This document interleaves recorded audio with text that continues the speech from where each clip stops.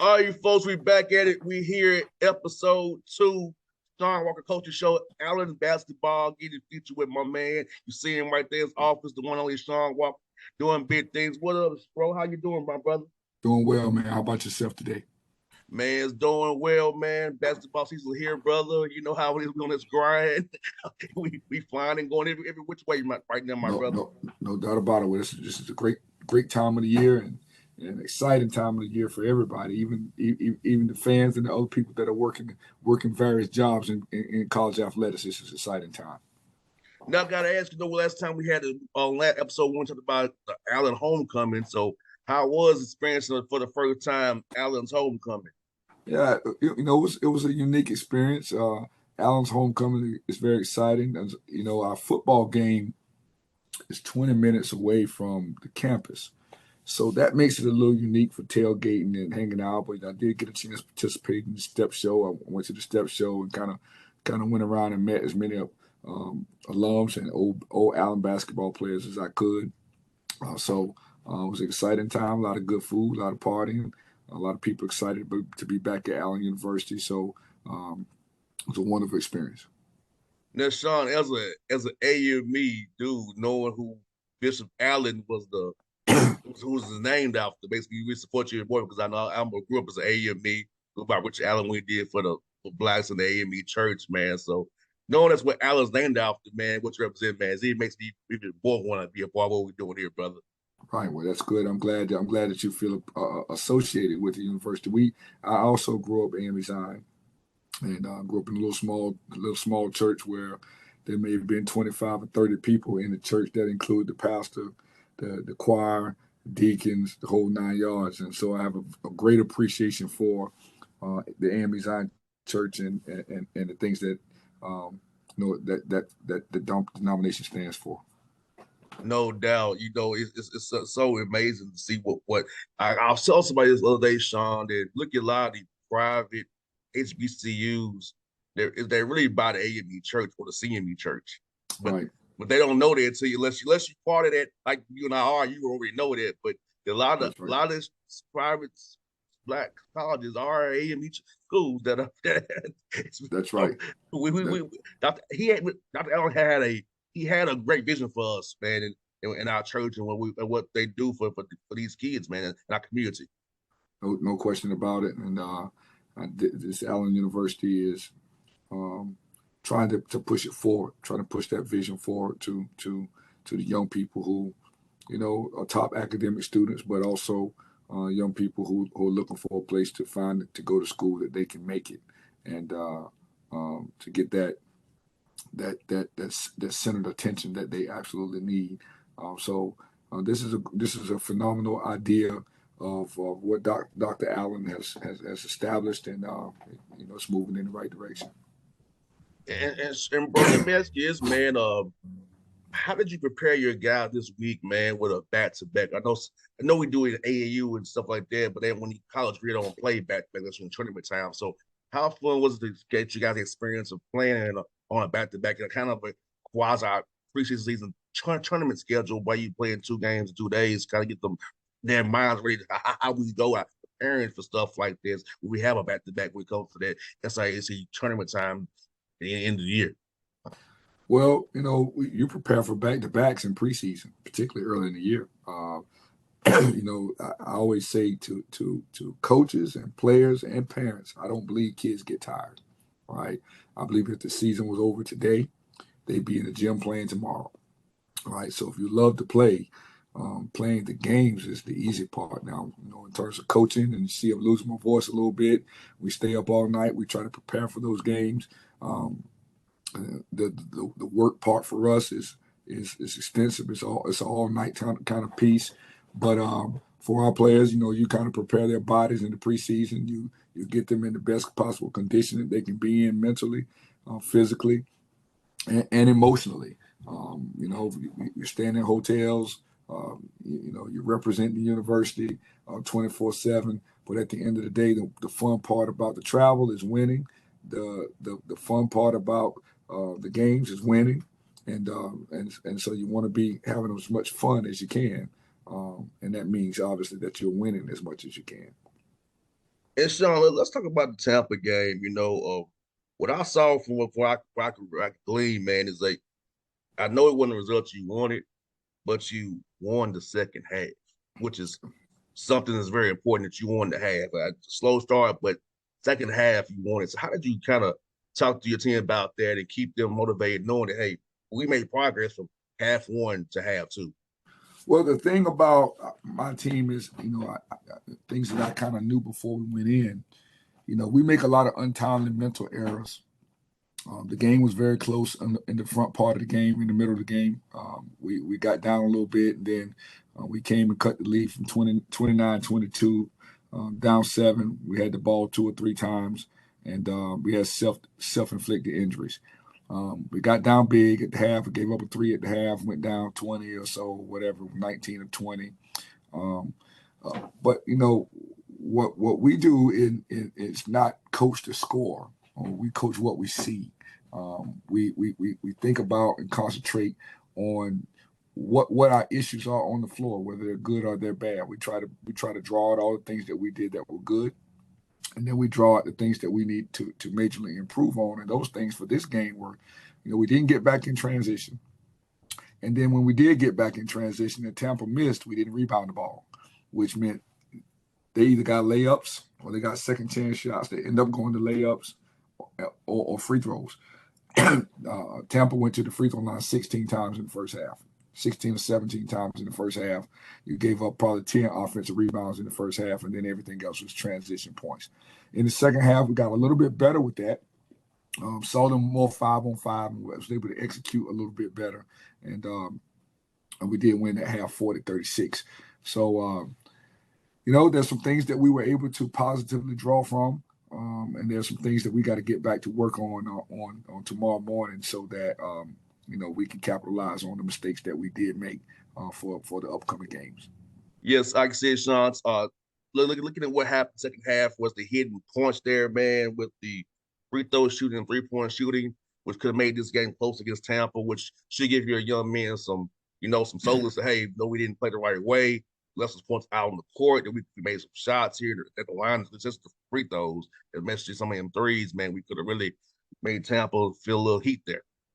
Yeah, well, we missed 15 free throws. All right. So when you miss 15 free throws and lose 14, you always have to look back at that. But I think a bigger picture, if you watch the game, is that we missed 4, 5, and 6 in a row. All right. We would go to the foul line and miss two in a row and go back to the foul line, miss two in a row, and then make one of two in the next time.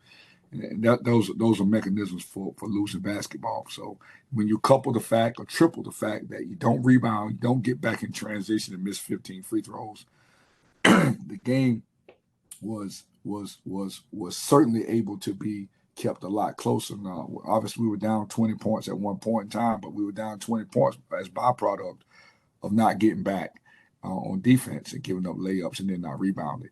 And then couple the fact with missing free throws late in the game. Maybe it could have been a winnable game. So we'll just draw from those things moving forward and look forward to definitely improving on those things in practice and coming out this week and playing much better as we get to the weekend. And looking at Eckert, man, Deshaun Aldridge played very well against Eckert there. With those points he put in, he had other guys making shots, more threes as well. Kept turnovers down. Free throws did improve from Tampa to Eckert. But just overall, your thoughts on seeing your team really come out and improve over what they did in Tampa the day before, coming out of Eckert, keeping that game the way it was, and making some runs there as well. Yeah, well, we did play better against Eckert.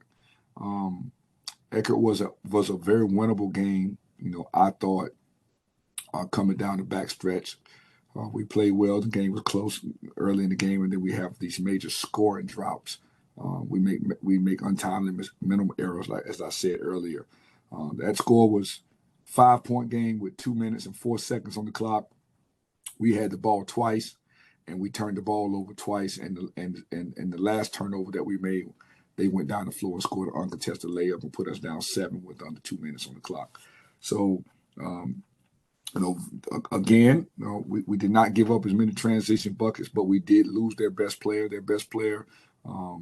I can't think of his can't don't know how to pronounce his last name. I think it's Placebe or whatever it is, Placid, whatever it is. Um, he had 19 of their 40 points in the first half, and he had 26 against Benedict the night before. We made major mistakes, and he got open and got some shots up. We did a better job. We only gave him 3 points in the second half. And here's another night that we win the second half. So, we can capitalize on a lot of things that we didn't do well offensively. We've got to play a lot better. We've yet to be able to get 70 points in the game. We're turning the ball over. We are giving those turnovers, a lot of live ball turnovers, and people are running out on us and laying the ball up. That's just a mechanism for not being able to win. So, we're right there. I think that we are improving every day. I think that our quality of standard of play is improving, but it has a long way to go. And I don't think that we are understanding how to win yet, which is a process to go through. We can't skip a process of learning how to play and just go to winning. We have to learn how to play. We have to understand the fundamental aspect of the game. We're not going to be the most talented team on the floor. We're not going to be the most explosive team on the floor. So we've got to get to the point where we can execute better, and we can not make mistakes on the defensive end. Then you got to close the possession out with a rebound. So, we're 0-2, but we've lost to two really good teams. We lost to two teams that are going to win a lot of games this year, and so. We've got great test first weekend. We understand it was tall glass of water for us. Let's revamp. We're home now. We're gonna rest today and get back tomorrow and figure out how to get 1% better tomorrow morning in practice.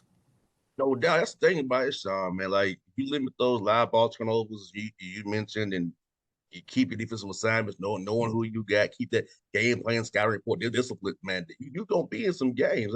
I think that's where young players don't really understand it until they in that fire. Being around the NBA the way I am, I see it them where they don't follow the game, so they try to adjust it on their own the game plan. Like, nah, Right. scout for a reason. Right. No, Right.